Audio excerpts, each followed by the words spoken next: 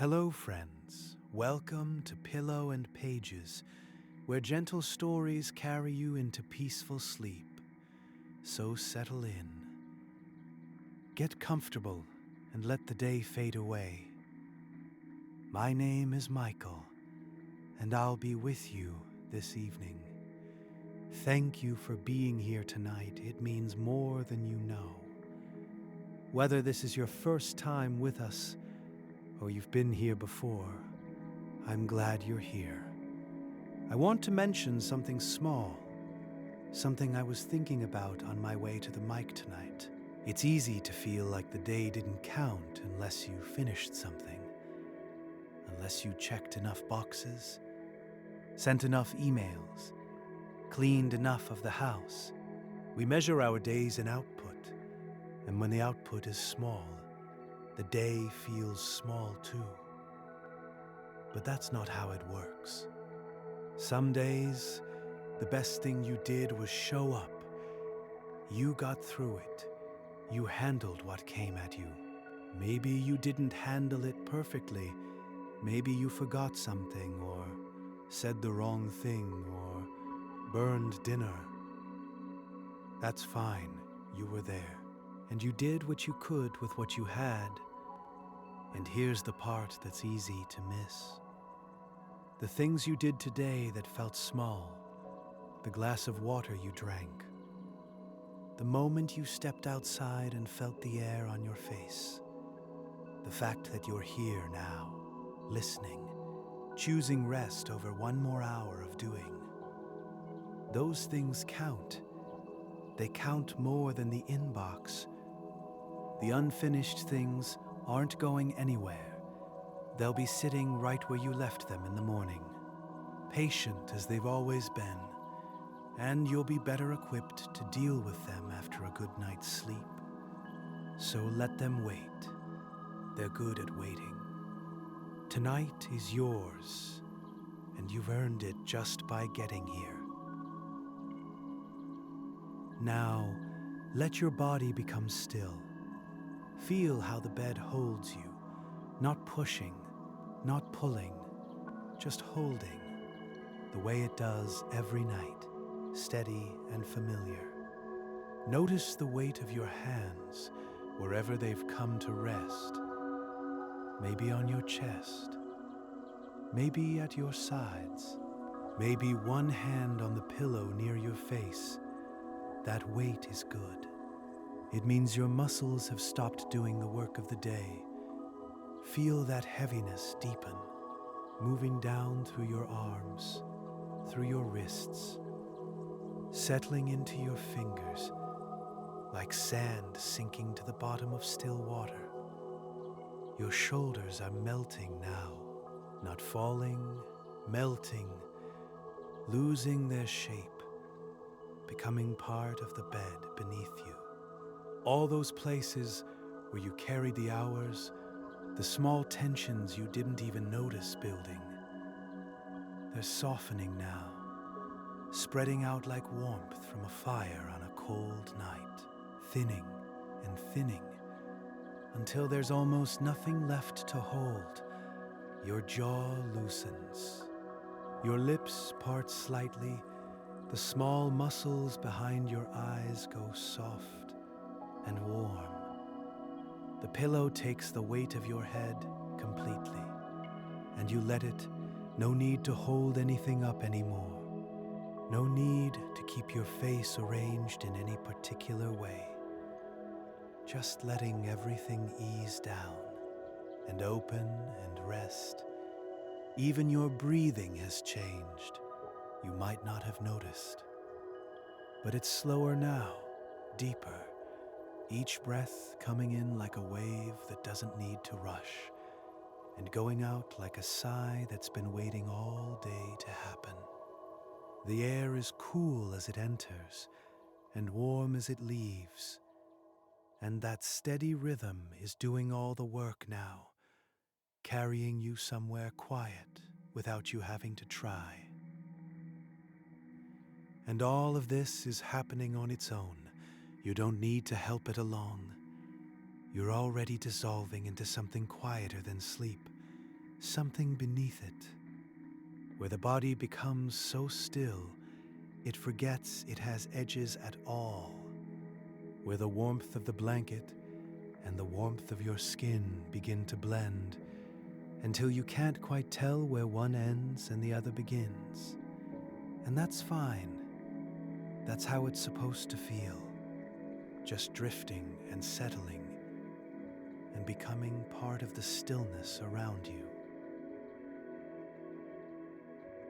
Tonight's story takes us to a small village on a quiet winter evening, where a woman named Nessa is walking home through the season's first snow. It's a village you might have seen on a postcard once, or in a photograph someone's grandmother kept on a shelf. Stone cottages with thick walls and small windows, a single lane that winds through the middle of everything, and hills that roll out in every direction like the land is breathing in its sleep. The snow had come in the afternoon.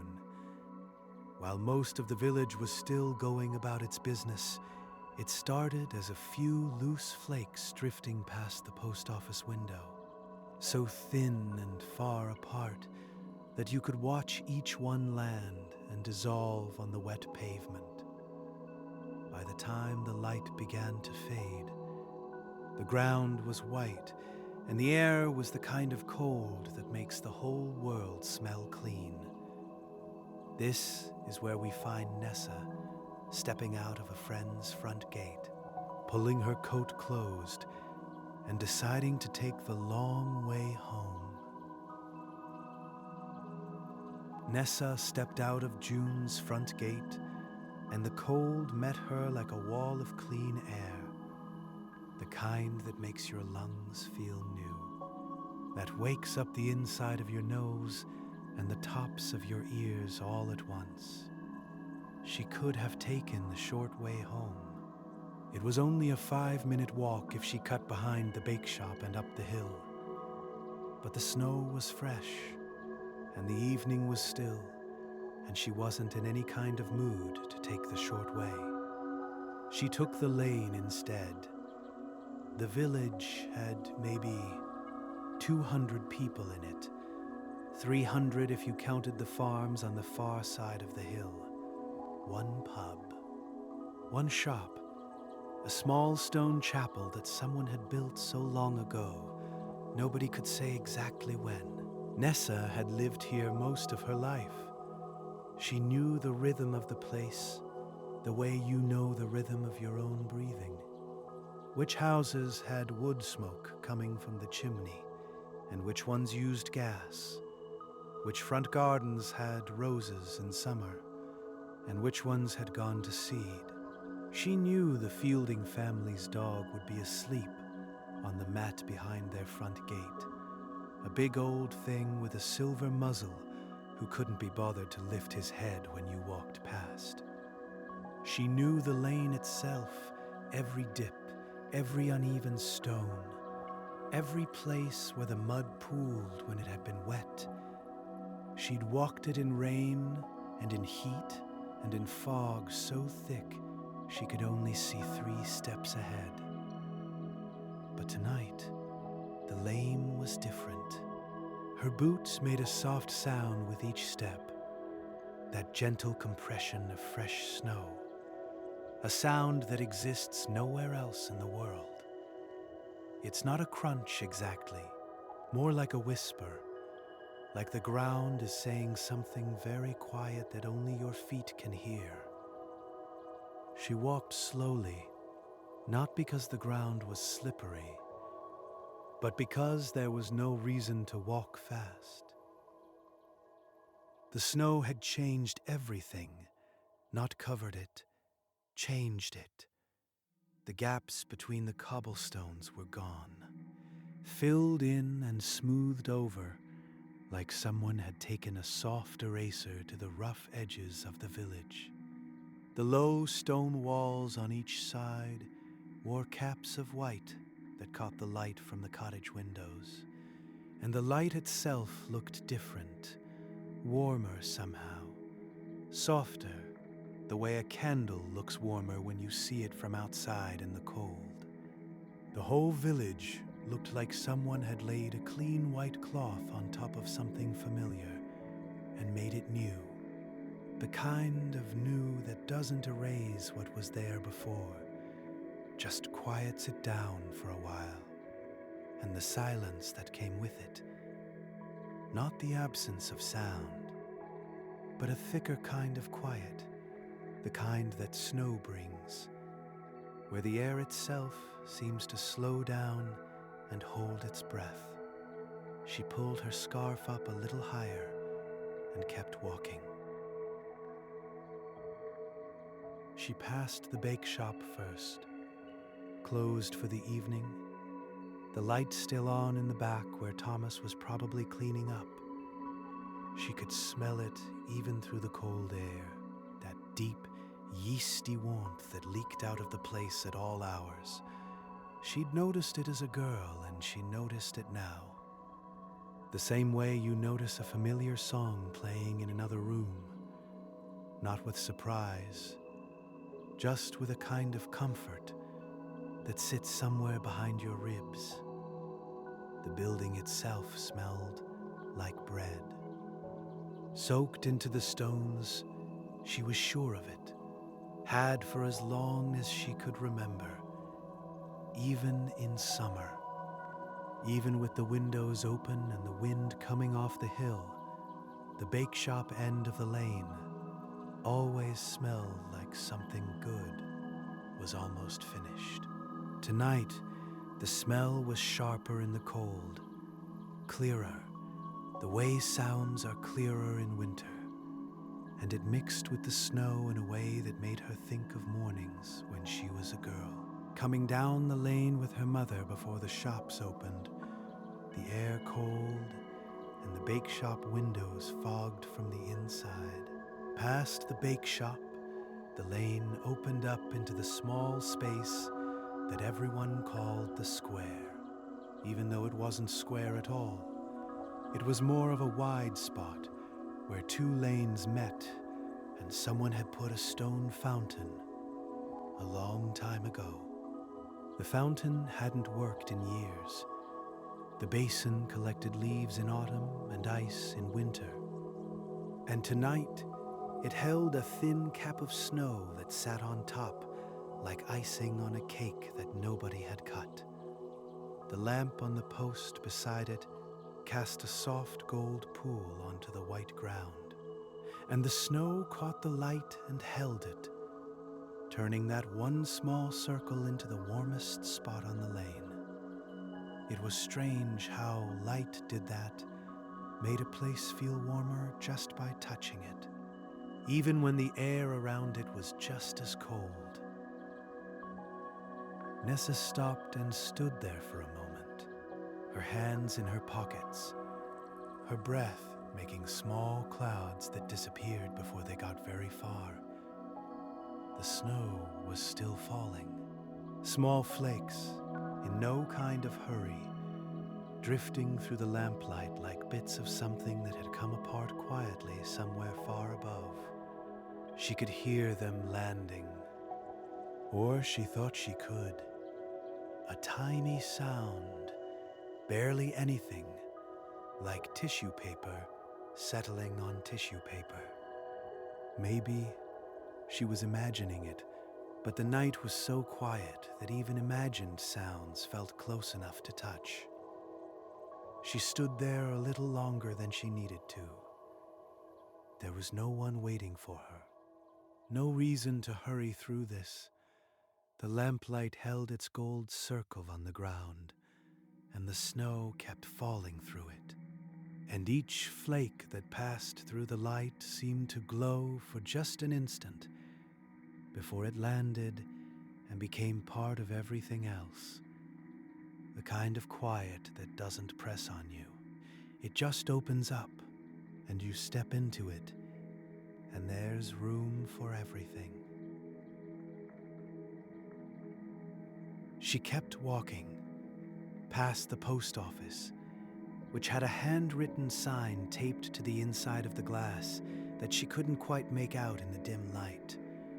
Something about holiday hours, past the Fielding house, where the dog was exactly where she knew he'd be, on the mat, behind the gate, his big back moving slowly with each sleeping breath. A line of paw prints led from the gate to the lane and back again. He'd gone out to investigate the snow and decided it wasn't worth the trouble. She didn't blame him. The lane began to climb past the last of the houses. Nessa's cottage sat at the top of a gentle slope, where the village ended and the open fields began. It was the last house before the darkness, and on summer evenings she could sit on the bench beside her front gate and see all the way to the edge of the hills. Tonight she could see almost nothing beyond the lane. The snow had pulled a soft curtain between her and the distance, and the world had become very small and very close, and that was fine. Sometimes a small world is exactly what you need. The hill path was quieter than the lane below. No houses here, no lamps, just the path and the low stone walls on each side, and the snow falling into the dark fields beyond. Each step she took made a soft sound, a gentle compression of fresh snow under the sole of her boot. It was the only sound there was. She could smell wood smoke now, getting thicker as she climbed. Coming from her own chimney, she'd left the fire banked when she went to June's, and it must have caught again on its own.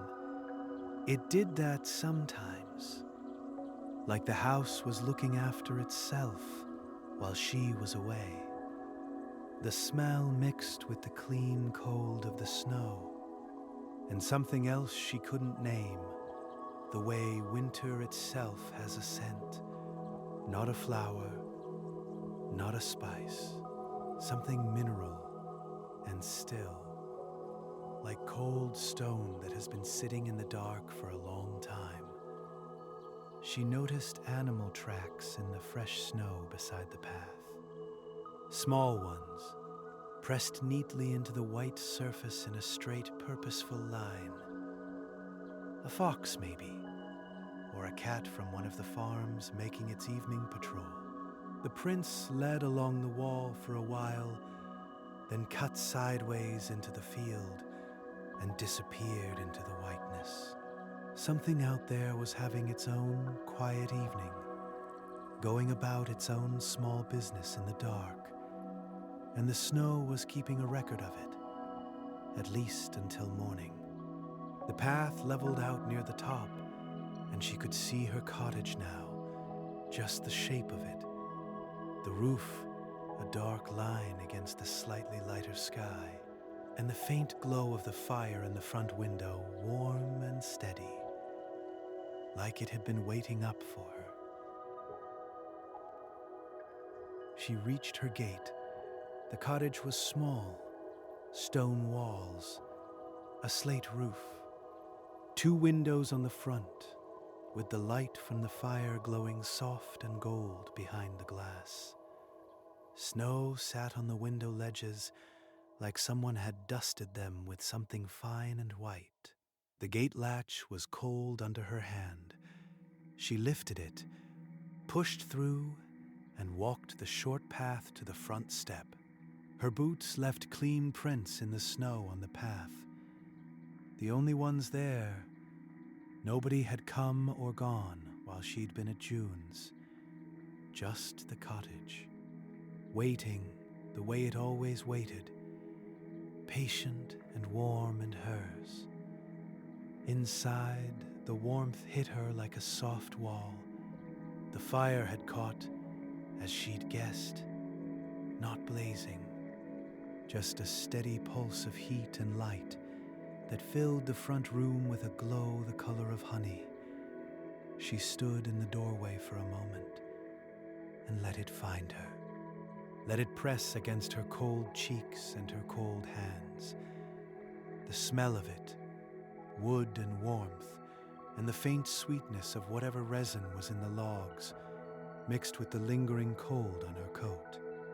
And for just a few seconds, those two temperatures existed together. The cold of outside and the warmth of home. Balanced on her skin, she hung her coat on the hook by the kitchen doorway and slipped off her boots. The stone floor was cool under her socks, but only for a moment.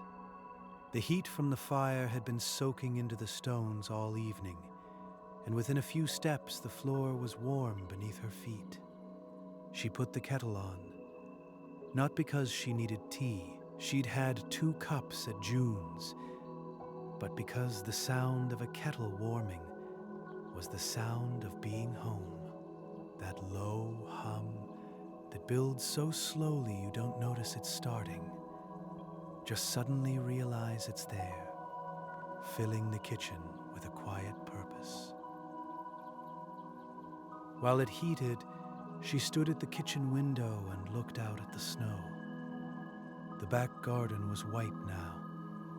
The wooden fence, the small bench she never sat on because it faced the wrong way, the line of bare bushes along the south wall, all of it softened and simplified into shapes, like the snow had gently erased all the detail and left only the idea of each thing. The snow was still coming down, slower now, thinner, like the sky was almost finished, but didn't want to stop completely. The kettle began to hum louder, then quieter, then settled into a steady warmth. She made her tea, the same way she always did, milk first, then the tea in the blue cup that had no match. She'd bought it at the shop in town maybe 15 seasons ago, and it had outlasted everything else in the cupboard. There was a small chip on the rim that her lip always found, and she didn't mind it. It was part of the cup now, part of the ritual. She took it to the chair by the fire. The chair was old, the kind that gives when you sit down in it, that accepts your weight and holds you in a way that newer things don't. She settled into it slowly, the way you lower yourself into warm water, and pulled the blanket from the arm down onto her lap. It was heavy and soft, and it covered her legs and tucked around her feet. The fire popped once, quietly, and then went back to its low, steady burning. Just embers now, pulsing with a deep orange glow that rose and fell with some rhythm she couldn't quite follow. She didn't need to follow it. She held the tea with both hands, feeling the heat move through the cup and into her palms, spreading up through her wrists, warming her from the outside in. Outside, the snow had slowed to almost nothing. A few last flakes drifted past the window, catching the firelight for just a moment before the dark took them. The village below was quiet. She could picture it without trying. The white lane, the fountain with its cap of snow, the bakeshop end of the lane still holding its warm smell, the dog on his mat, the lamplight on the square making its one gold circle on the white ground. All of it settling, all of it going still. She took a slow sip of tea and set the cup on the table beside her. The fire shifted, a log settling deeper into the embers, and the shadows in the room moved gently and then went still again. Her eyes felt heavy, not tired exactly, just full of the walk, the cold, the snow on everything, the long, quiet lane, the smell of wood smoke meeting winter air, the bread smell from the bakeshop, the paw prints in the snow, the lamplight making its warm circle in the square, all of it settling now like the snow itself, coming to rest. She let her head tilt back against the chair. The blanket was warm on her legs. The fire was low and even. The room was still. She thought she could hear the snow outside, that tiny sound, tissue paper on tissue paper, settling on the window ledge, on the garden fence, on the slate above her head. And then she wasn't thinking about anything at all, just the warmth and the stillness and the snow coming down, quiet and soft and slow. And that's where we'll leave Nessa tonight, in her chair by the fire, with the blanket on her lap and the last of the snow falling softly outside, the cottage warm, the village settled into sleep below the hill, and the lane holding its clean white coat until morning. I hope you're feeling some of that same stillness now, warm and heavy and ready to drift. You don't need to do anything else tonight. Nothing needs finishing. Nothing needs deciding. Everything that needs doing will wait, and it will still be there in the morning, patient as ever. Thank you for spending this evening with me. Sleep well, friends. Good night.